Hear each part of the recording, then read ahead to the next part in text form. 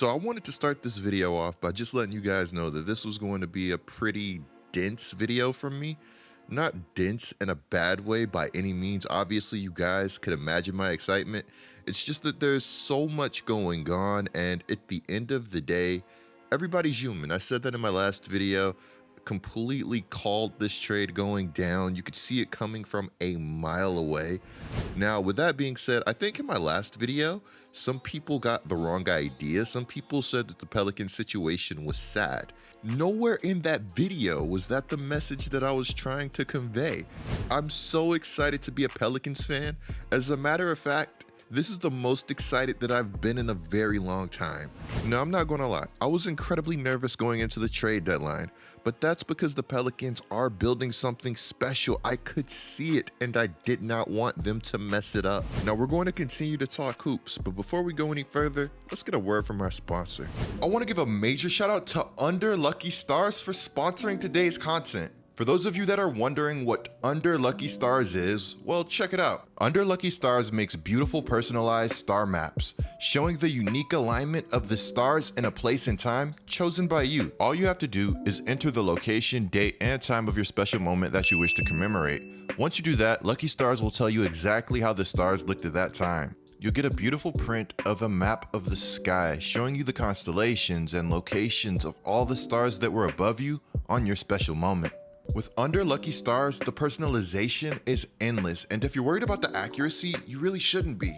The location of the stars are verified by NASA astrophysicists. With Valentine's Day right around the corner, Under Lucky Stars makes for the perfect, sweet, yet memorable gift. You guys are in luck. They're giving you an exclusive 10% discount code to make your Valentine's Day extra special. Go to underluckystars.com/GetLikeCoop and use code GetLikeCoop to get your loved one a unique gift. Click the link in the description below and use code GetLikeCoop to make your Valentine's Day extra special. A major shout out to Under Lucky Stars for sponsoring today's content. So going into the trade deadline, we saw reports about the Pelicans being interested in McCollum, De'Aaron Fox, and Eric Gordon. Of course, the list goes on, but that's not the point. The point is that we knew the Pelicans were going to make a move, especially when Windhorst said that the Pelicans were going to be one of the most active teams headed into the trade deadline. February 8th, the Pelicans would agree to trade Josh Hart, Thomas Satoransky, Nikhil Alexander-Walker, Didi Louzada, a 2022 protected first-round pick, along with 2 second-round picks for CJ McCollum, Larry Nance, and Tony Snell. Now, of course, you guys could imagine my face when I got this notification. For one, this trade would effectively end the CJ and Dame duo. CJ and Dame were a super fun duo, but the duo had ran its course. It was clearly time for the Blazers to look in another direction because whatever they were doing was not working. For two, the Pelicans did it. They got that high-level veteran guard that they've been looking for quite some time. This is a reminder that this offseason, the Pelicans went big on Kyle Lowry. They tried to get Chris Paul. They wanted Norman Powell.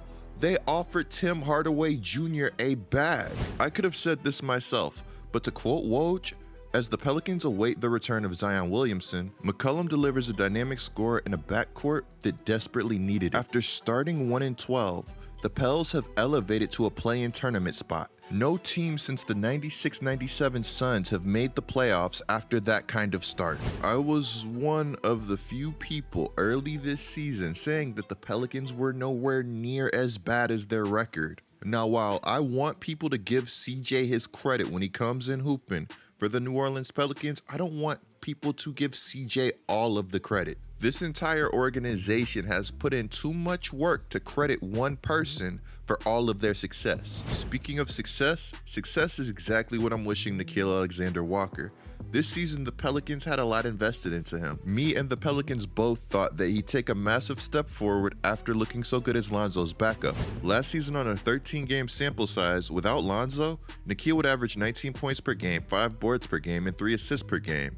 He'd do this on 46% from the field and 41.2% from the three-point line. While Nikhil has struggled for a majority of this season, the high upside flashes have been there. He looks like a completely different player when he's attacking the basket and his shot selection is solid.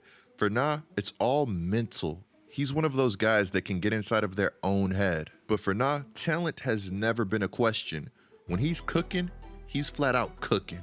At only 23 years old, his ceiling is off the charts. This may be wild, but this trade is a big deal for me. I didn't know Nikhil personally, but he embraced New Orleans, its culture, and the city from day one in a way that only so many players have. And I know Nikhil probably won't watch this video or anything like that, but man, when I tell you guys that we needed that, we really did. I will root for this guy as if he were my brother wherever he goes, even if that is Utah. I hope Jazz fans know that they got a good one. Somebody that truly wants to be great. A high potential shot creator that flashes two-way talent. Here I am talking about shot creation, and I left out the fact that he also has some untapped playmaking ability. As far as lotto tickets go, Nikhil is definitely not a bad option.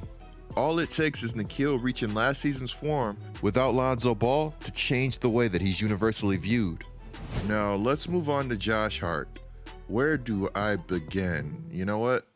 Let's start here. When we talk about love for the city that won't be forgotten, we have to talk about Josh Hart. After the AD trade, he told David Griffin that this is where he wants to be. Don't trade me. Josh embraced the city from day one. He viewed the team as a brotherhood, and in the NBA, that's truly rare. I believe it was Draymond that said 80% of NBA players don't like playing in the NBA or view it as a job, or something along those lines.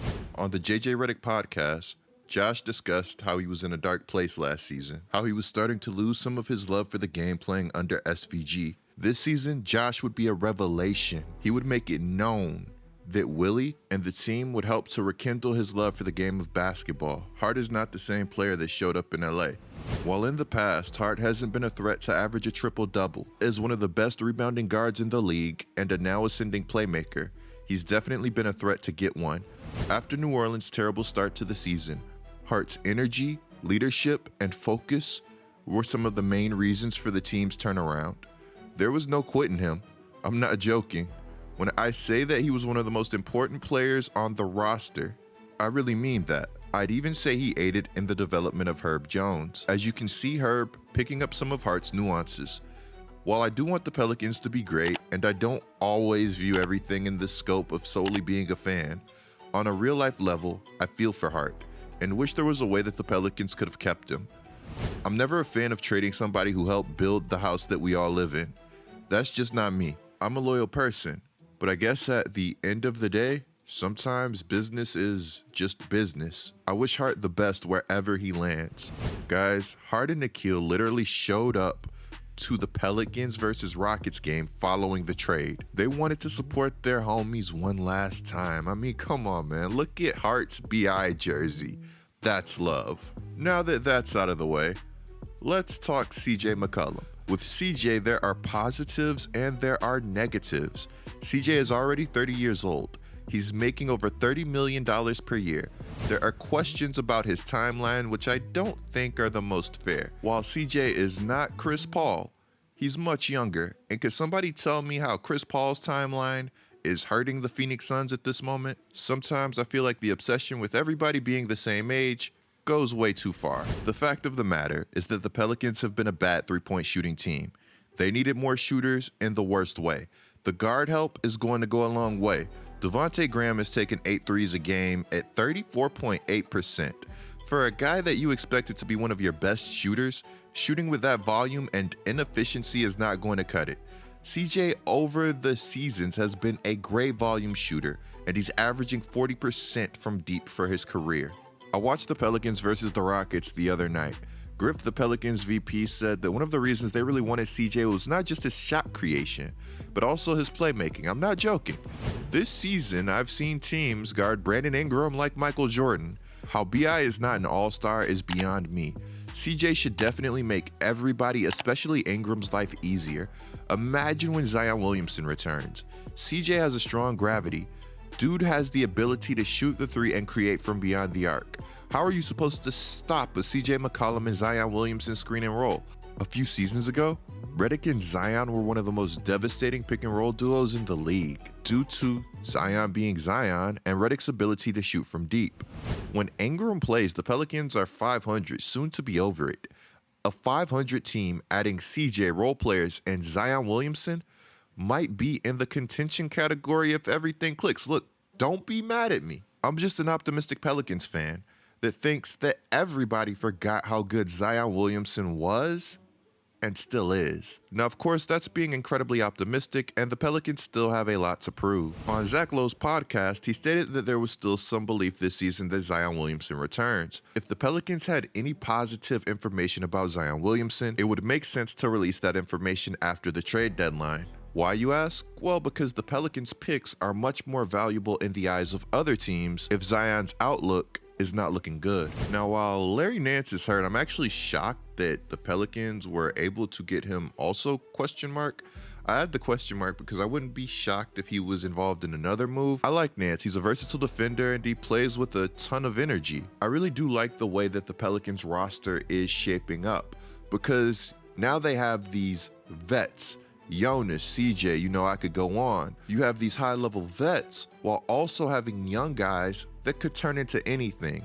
Jackson, Herb, Trey. Next season, Kyra's returning from injury. On top of everything, you still have a ton of picks. With their recent moves, you could really see the potential for not only the short term, but also the long term. Short term, I'm loving the idea of Jackson Hayes sliding back into the starting lineup. Being a footer, he has too much versatility, is too fluid of an athlete, and has too much potential to keep off the floor. Now, earlier in this video, I tried to be as objective as possible, but with no emotions being attached and from strictly a value standpoint, check it out. That protected first-round pick that the Pelicans allegedly traded to the Portland Trail Blazers this year, if it doesn't convey to Portland this year, it becomes a top 4 protected pick from the Milwaukee Bucks. So if the Blazers don't get the Pelicans first this year, it becomes a 2025 first rounder from Milwaukee that's top 4 protected. That's tough. Quick question, guys. What message does this send to Dame, and where does Dame go from here? Clicking the video on the screen right now is a great way to support my channel. I'm GetLikeCoop, bringing you guys the scoop until our next upload.